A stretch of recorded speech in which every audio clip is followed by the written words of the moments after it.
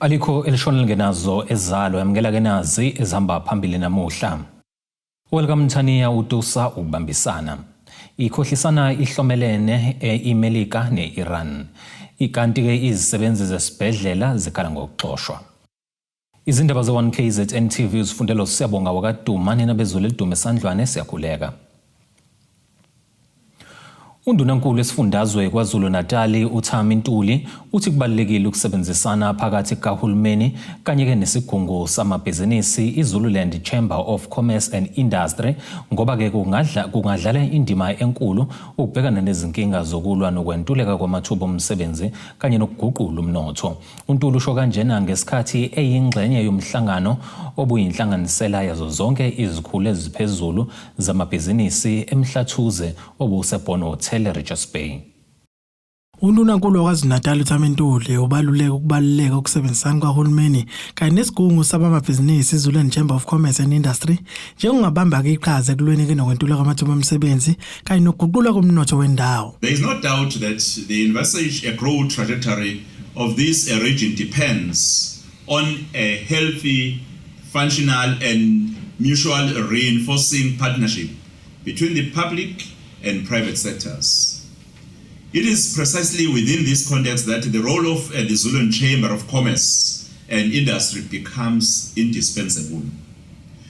With a century of institutional presence, the Chamber carries not only historical insights, but also a depth of expertise, networks, and strategic foresights necessary to guide this region through its next phase of development. Uthi unezingxoxo nohulumeni kazwelonke zokulwa nokuthi izimboni zithenga kakhulu umkhiqizo wakuleli okunalowo oqhamuka kwamanye amazwe ngoba lokho kungaba nomthelelo okunyabezana umnotho. Commenting about the concerns that has been raised, in particular the issue of the competition between the imports and the local products, is a subject that was seized with as government. We're having a discussion about it at a national level and even at a provincial level. Izinga phezulu lobugebengu KwaZulu-Natal belinomthelelo oxosha abatshali izimali. uNtuli uthi uhulumeni osifundazwe wenza konke okusemandleni ukulwa nobugebengu. The first meeting I had with business in Durban, they told me categorically that business is leaving KwaZulu-Natal. One of the factors which was vivid in the discussion, they were saying crime is a problem in the province. Isigungu sabamabhizinisi iZululand Chamber of Commerce and Industry sigubha ke iminyaka elikhulu sasungulwa ngofufu kulonyaka. Umengameli walesi sigungu Hlengo Mvubu unxusa bezimboni kuba ke bakhuthalela ukweseka amabhizinisi amancane ukuze ke adlale indima enkulu ukudala amathuba omsebenzi. Sustainable economic development is no longer optional. It is essential. This means investing in skills development, supporting the SMMEs, empowering young entrepreneurs and ensuring the economic opportunities reach all corners of our communities. I humble myself to request the businesses. We are working in collaboration with the industries. Let's continue to support our SMMEs. Abezimboni bathi ke igxathu lokubambisana nohulumeni lingenza umehluko ukuze kufeze kombono ukuguqula komnotho nokushintsha impilo zomphakathi. We believe in collaboration. Collaboration makes things happen. When business, when government, all stakeholders believe in the vision, we just need to put our feet on the ground and end with the speeches and really sign on the dotted line and make things happen. Izindabeni ze1KZN TV kuba iNkosi Mthembu eRichards Bay. Umhlazi wezepolitiki ozimele uDokotela uZakhele Shamase uthi ikhohlisana ihlomile phakathi kwamazwe amabili iUnited States neIran njengoba ke bememezele ukumiswa kwakho konke ukuhlaselana amasonto amabili kusaqhubeka izingxoxo zokubuyisana. uShamase uthi lezi zingxoxo azisho ukuthi ukuphela kwempi kuqinisekisiwe njengoba ke umlando womsuka walempi uqala kude. Umongameli wezwe Wase-United States uDonald Trump uvumileke ukumisa ukuhlasela kwakhe ngamabhomu ezweni lase-Iran amasonto amabili kulandela-ke ukusabisa kwakhe ukuthi-ke uzobulala kwasani uma-ke iTehran ingahambisani-ke nezifuno zakhe. Lesi sivumelwano sinemigomo-ke ethile ehlanganisa ukuthi i-Iran ivule umzila wase-Strait of Hormuz. Kanti lokhu kuqinisekiseke ungqongqoshe wezangaphandle wase-Iran ukuthi-ke kufinyelelwe esivumelwaneni. Umhlazi wezepolitiki ozimele uDokotela Zakhele Shamase uthi-ke lesi sivumelwano salamazwe singukukhohlisana ihlomile njengoba-ke lempi ingeke iziphele manje. Lo 10-point plan okuthiwa izivumelwano se-ceasefire esenzeka lapha yana ku-Iran no-Israel neMelika into yesikhashana leyo esibona singeke iziphumelele ngoba akuvunyelwana. Ngeke futhi simangala ukuthi kuphinde futhi kuliwe ngoba kuthe ekseni kuvunyelwana ngaleso sivumelwano. Ntambama uIsrael wayi-attack iLebanon, attack ama-Hezbollah lapha eLebanon. uIsrael uthi iLebanon nama-Hezbollah awayona ingxenye yalesi sivumelwano. Ithi Iran cha bayiyo ingxenye lesivumelwano ngoba iyazi ukuthi iyona vele banikeza ikhali, iyona ebanikeza ngisho ne-armament ne-manpower. Ilo no-Israel iqhuba ubushoko bezomhlaba wonke. Shamase uthi-ke kusasekuseni ukuthi-ke lempi ingavele nje idlule kanjalo njengoba-ke kusekuningi okungavunyelwana ngakho ube esefanisa lempi njengesiqalo kwesempi yomhlaba yesithathu. So uyabona ukuthi kahle lempi lena iyimpi yesithathu. Sohlale sikuphinda lokho impi yesithathu le esiqalile kodwa ke ayikabi full scale conventional third world war ngoba ayikangeni iChina ngokuphelele, ayikangeni iRussia ngokuphelele, namazwe North Korea no Turkey amazwe akwazi ukuthi anezikhali zenuzi awakangeni. Kodwa ke impi yesithathu yangempela bese full blown izobiliwa ngezikhali zenuzi. 1/3 yabantu bomhlaba wonke bazophela emhlabeni, abayosala behlupheka kakhulu ngoba fisa ukuthi ngabe isimo sabo ngabe singcono kuna phambilini so bese siwest kakhulu. Ephethu Shamase uthi izwe lase-Iran alikakayinqobi-ke lempi uma ke lingakahlaseli ngqo izizinda zaseMelika. Uma ubheka ke ngeso elibanzi angeke sisho ukuthi iIran asingayibiza njengeqhawe ngoba uma ulwa neMelika awushaye imizali ibheke phakathi eWashington DC, iphakathi on the American soil. Ma uzola wena namabase eMelika lapha eMiddle East kusho ukuthi uyayisaba ubhekana nawo ngqo. Ma ungayesabi musu kulwa nabanye abantu abawomakhelwane bakho, bhekana nawo ngqo, thumela izikhali ngqo ziyohlala kwiAmerican soil. Mangakenzeki lokho kusho ukuthi iMelika isazoqhubeka izophumelela noIsrael bazophumelela. Stabenizo 1 KZN TV ngiusamgeriswe Nqulunga ngiseRichards Bay. Ziqinqe ngaphandle kwesibhedlela iChrist the King izisebenzi ezihlanza lesibhedlela kulandela ukulaxazwa inkampani entsha ezohlanza lesibhedlela. Lezi zisebenzi zithi-ke sekuphele iminyaka engaphezulu kwe-13 phecelezi 13 zisebenza-ke kulesibhedlela njengoba zikhishwa ngaphandle kwesexwayiso. Okhulumela izisebenzi uphindile Ximba uthi basola ipolitiki ngokuxoshwa kwabo njengoba ikhansela la kuwadi 8 ngaphansi kamasipala uJohannes Phumlani Phungula lifike nabantu abasha abazothatha izikhala zabo zomsebenzi. Ziqhinqe ngaphandle kwesibhedlela iChrist the King eSexhopo izisebenzi bezihlanza lesibhedlela. Lezi zisebenzi zithi azizange zithola isexwayiso ngokuphela komsebenzi wabo. Zithi zisola ipolitiki njengoba ikhansela la kuward 8 ngaphansi kwamasipala uJohannes Phumlani Phungula liqasha abanye abantu ezikhaleni zabo nokubashiye bona bengenamsebenzi.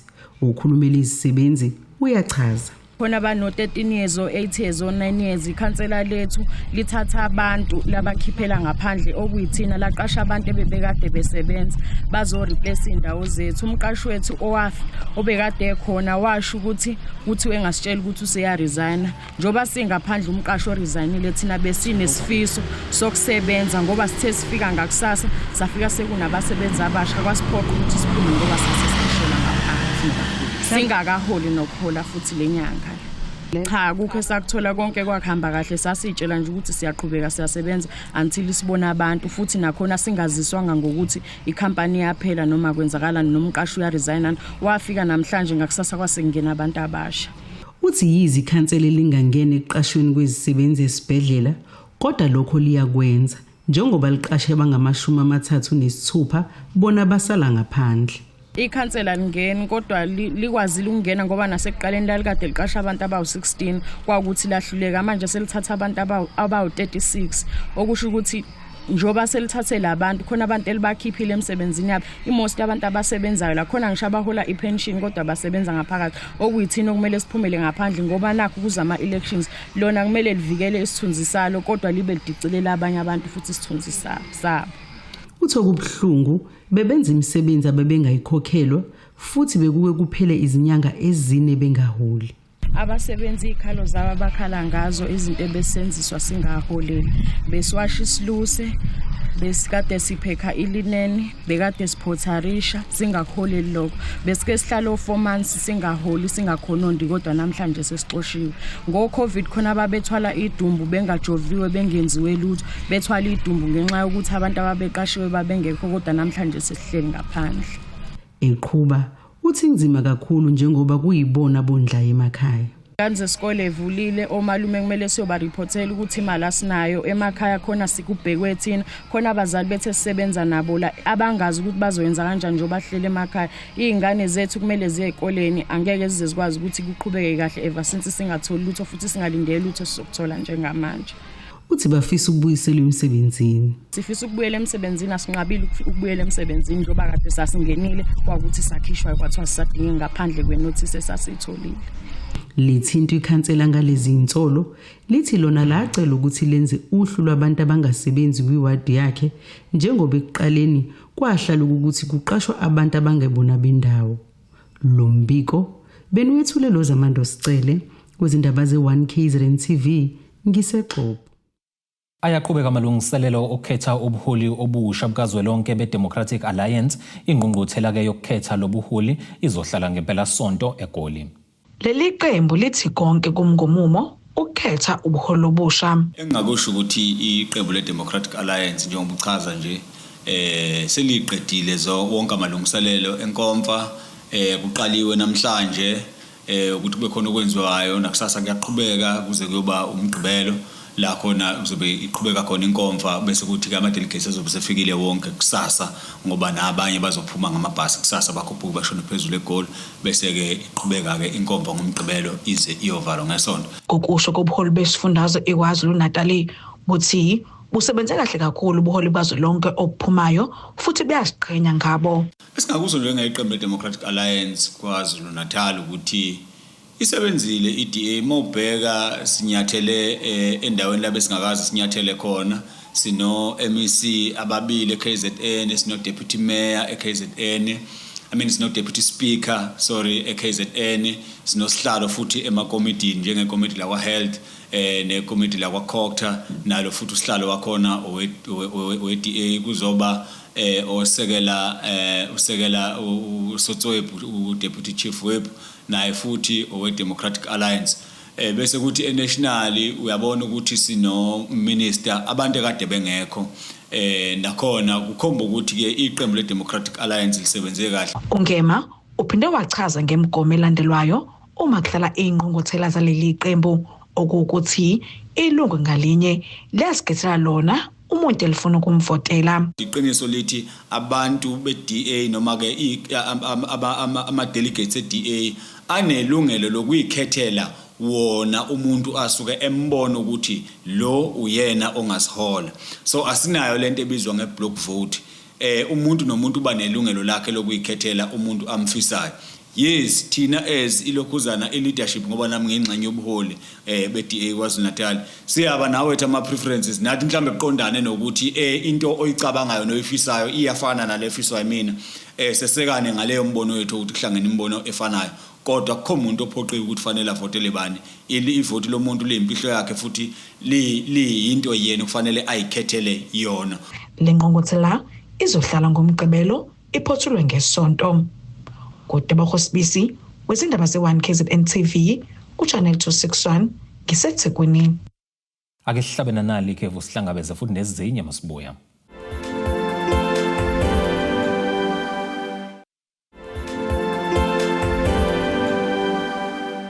Siyakubingelela sekwamukela ngokuthi usanda kubukela izindaba zethu uyamukela ke nazi ihloko ezihamba phambili namhlanje. Welcome Tania utusa ukubambisana. Ikhohlisana ihlomelene eMelika neIran. Ikanti ke izisebenzi zesibhedlela zikhala ngokuxoshwa. Osomabhizinisi abancane basolo masipala waseMvoti ngokuqoka inkampani enobugebengu ekulungisweni komgwaqo uMphepha Road kuWard 6 endaweni yaseDimbane eMakhabeleni. Labo osomabhizinisi bathi kusukela ngonyaka owedlule kuze kube imanje kunemali abangayikhokhelwe ngenxa yokuthi ke usonkontileka omkhulu uyabaleka nemali. Omunye wabo uNombuso Mchunu uthi lo sonkontileka belokhu ke ethi usalinde umasipala ufake imali. Lona umgwaqo uMphepha Road obukhandwa osomabhizinisi abasafufusa bengaphansi kwenkampani enkulu okuyiP4S kuWard 6 endaweni yaseDimbane eMakhabeleni ngaphansi kwamasipala uMvoti. Labo osomabhizinisi bakhala ngokungakhokhelwa kuze kube imanje njobe kweletwa imali yangonyaka odlule. Okunye kubakhathazayo kakhulu ukuthi lo mgwaqo ubuzoba usizo olukhulu emphakathini njoba usumile ukusetshenzwa. Ifaka ngoDisemba mhla ka-21 bafaka imali engaphelele engenele ngisho ikota imali abangikweleta yona yama toilet. Even ye-TLB angaze ngithole even isent. Lokho kungiphathe kabi kakhulu because njengamanje bengimele ngikhokhele umuntu obengiservisela ama toilet angikwazanga ukumkhokhela. Kwaphinda eye-TLB imali yakho ngoba bengayifakanga angikwazanga ukukhokhela operator we-TLB. Okungi-affecta kakhulu ukuthi lo mgwaqo wacelwa ukuthi ulungise ngenxa yokuthi umphakathi uhamba kabuhlungu ukuya edolobheni. Even ingane zesikole ukuze ifinyelele esikoleni ziwela imfula eyingozi. Sikhuluma nje kusanengane last eshawe imamba la ngenxa yokuthi yayiwela khona imhosha nani. Lana sicela umasipala usenzele ubulungiswa. Labo somabhizinisi bakhala nangesikhulu zalo masipala waseMvoti kungalusukumeli lolu daba ekubeni kuyizona ezaqoka lenkampani esidlala umaceshelana nabo. Kosibi sicele nini ukuthi nisize because umasipala ngathi u-involve kulento because saqasa fonela uSindi umuntu wamasipala momfonela uvela athi uzobuya kwena ngabe sabuya kuze kuqale phansi kufone wena. Ingakho ke size sathatha leli gxathu lokuthi sicela ukubiza i1 KZN izosilamulela ngoba bhuti wami inkinga yethu imbili sicela imali zethu and siyathembisa ukuthi umgwaqo ngeke ekwazi umen contract uqhubana nomgwaqo imali zethu zingekho ngakuthina. Okwesibili kubhlungu sifuna umgwaqo uphelile because awukwazi ukuthi umgwaqo ngangaphela ibe imali yakhona isiyakhishwa. Sifuna ubulungiswa and lento siyakude nayo mawukuthi nje abakhona ukuyilungisa sizodlulela phambili asinayo ukuthi even le nkampani ngoba inkampani bhuti wami ukuze iqale iproject iqale ibe nama interview amaningi ngapi ukuthi kuze kufikela ukuthi asikhokhelwa bayithatha kanjani inkampani imuphi bayilandela yini imigudu. Ukushaya lesikhathi bengakhokhelwe akugcini ngokuphazamisa lo msebenzi waseMvoti kuphela kodwa kuphinde kuphazamise neminye imisebenzi yalabo somabhizinisi okumele ngabe bayayenza kwezinye izindawo. Khokhela ngalo December basisilindile ukuthi hayike ukushuthi ngoJanuary sibuyele esayithini basinikeza ibalance yethu siqhubeke sisebenza. So manje kuyimanje kwasama sineme siyazama ukuthi basisize laba bakamasipala uma bengakwazi. Nemsebenzi eminingi nje kumina esengiyekile ngenxa yokungawatholi usizo lwemali. Ngibe nawo ka-IDT webhohole bekufanele ngiyifaka emzinto ngangakwazi ukusebenza nje kuphazamiseke kwebhizinisi waphela thina sosebenza ngemali encane kuyinkinga kakhulu. Lo masipala uthintiwe ngalolu daba kodwa kwashaya isikhathi sokuya emoyeni ungazange uphendule. Ezindabeni ze1 KZN TV ubikuthi abani maphumulo eMvoti.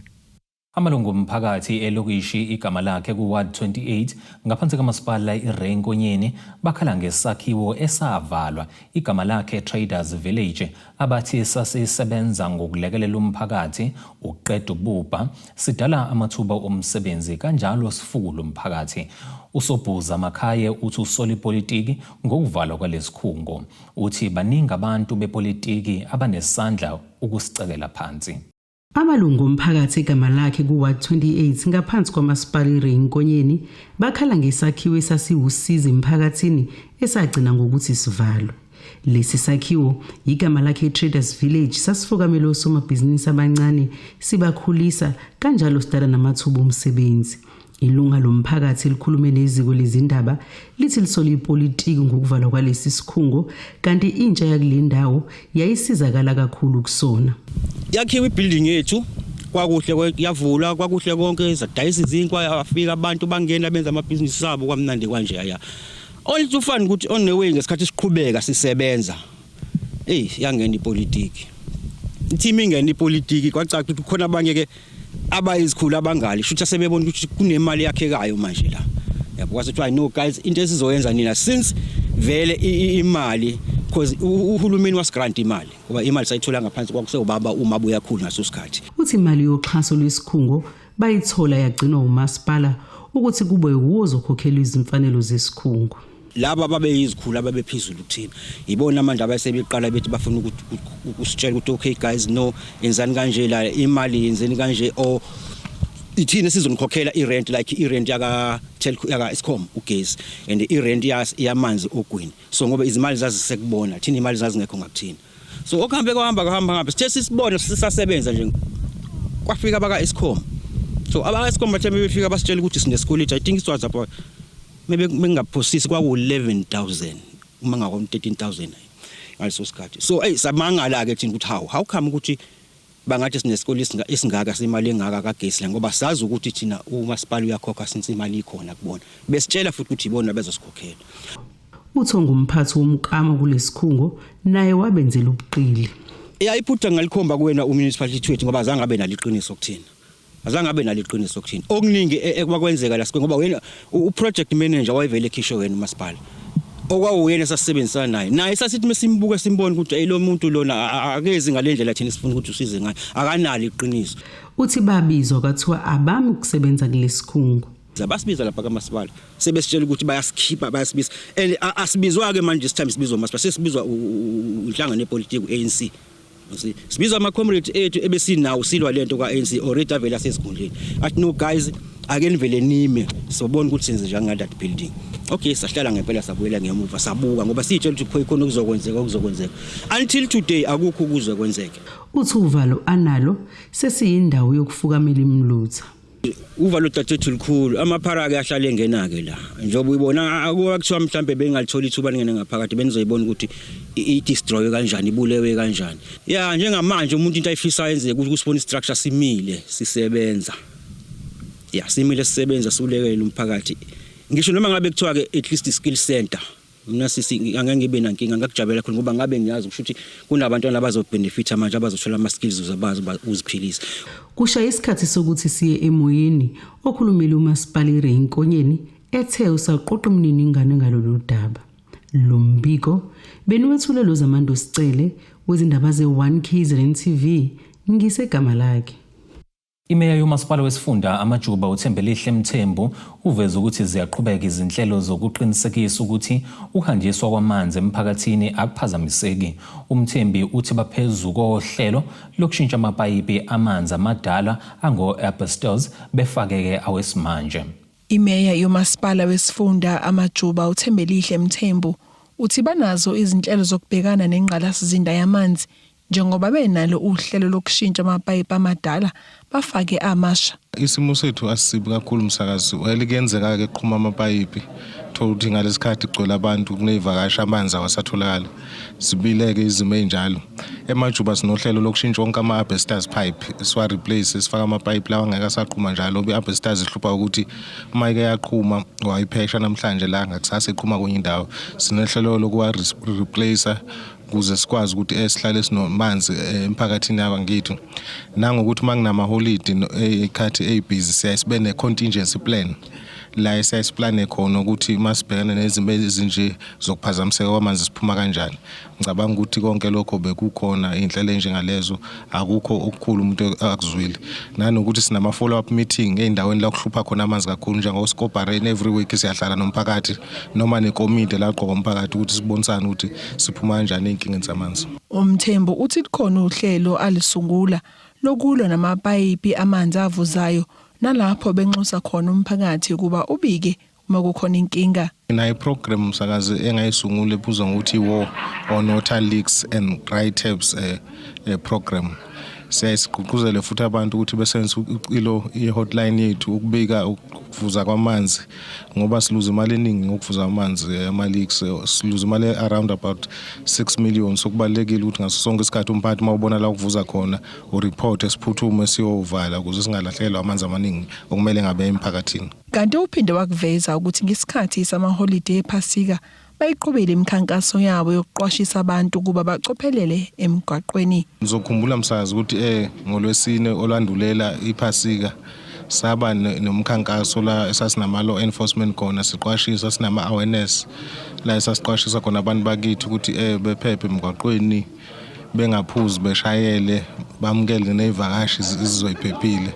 Sibonile ke ama law enforcement esebenza during the Easter holidays la abantu abaningi begcina bephambana nomthetho baboshwa balala bebaliwe. Sasikwenzile okungangamandla njengeyiphathi imandla ukuthi sibaxwayisa abantu bakithi ukuthi bejabulele ngasemakhaya. Okunye okusijabulisa umsakazi ukuthi ivakashi zethu iphatheke kahle, akukho okuthusa esikuzwile, beziningi amasonto ebuthenela eMajuba noma eNyukhasela, amabhizinisi ahambe kahle, ama-B&B begcwele, nosomabhizinisi bethu abancane bakwazile ukuhlomula ngalesikhathi se-Easter season. Ezindabeni ze-1KZN TV ku-Ayanda Dube ngiseNyukhasela. Ake sihlabana nalike futhi sihlangabeze nengosi ezomnotho kanjalo nesimo sezulu masibuya.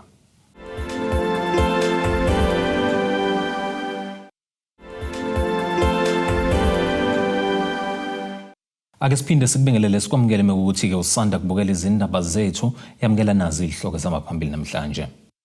Welcome Thania uTusa ukubambisana. Ikhohlisana ihlomelene iMelika neIran. Ikanti ke izisebenzi zesibhedlela zikhala ngokuxoshwa. Ake sikubhekele ngosini zomnotho. Irandi lakuleli liu 16 rand 46 cent maliqhathaniswa nedola laseMelika liphinde libe u22 rand 7 cent maliqhathaniswa nopondo seBrithani libe u19 rand 22 cent maliqhathaniswa neeuro laseYurophu. Igolide ke lona lingu $4,732 67 cents ounce kuthi welongahluziwe ube u$94 75 cents umphongolo. Ake singene sijule ngosini zemidlalo. Kubhekwe amarekhodi amasha emjahweni wanonyaka we-Total Sport 2 Oceans Ultra Marathon onemkhomeleo econsisa amathe.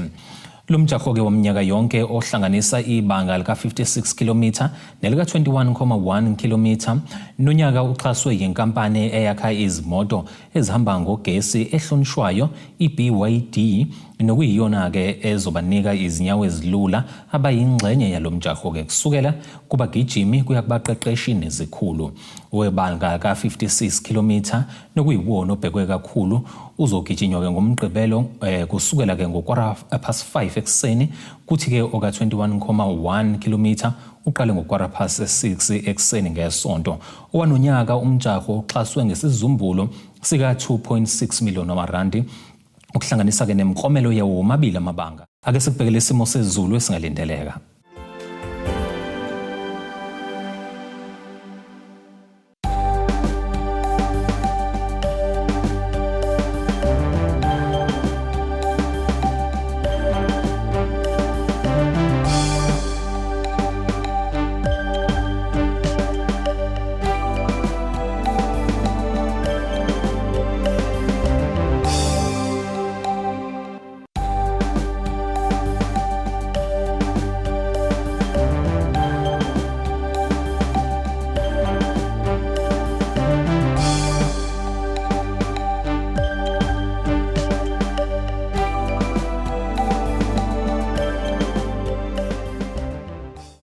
Zulu mnyama ndlela zimhlophe ziyaguqa bese kuphathele zona namhlanje sihlangabeze futhi noma kanjani kusasa ngesikhathi esifanayo. Abethuli bethu bezindaba baxhaswe iTulis Bayview Bridal. Ungabashayela kulezi zinombolo ezivelile